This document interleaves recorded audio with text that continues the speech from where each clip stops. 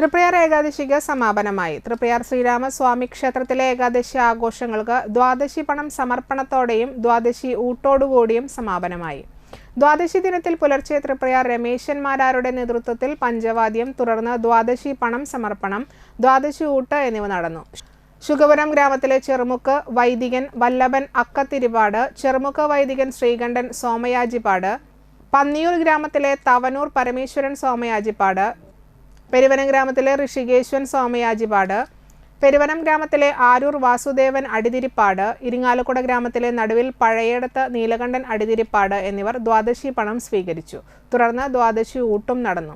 സാമ്പാർ, ഓലൻ, കൂട്ടുകറി, അവിയൽ, ഇഞ്ചിത്തൈര്, എലിശ്ശേരി, മാങ്ങ അച്ചാർ, കാളൻ, കായ, ഉപ്പേരി, പപ്പടം, രസം, ഗോതമ്പ് പായസം എന്നീ വിഭവങ്ങൾ ദ്വാദശി ഊട്ടിലുണ്ടായിരുന്നു.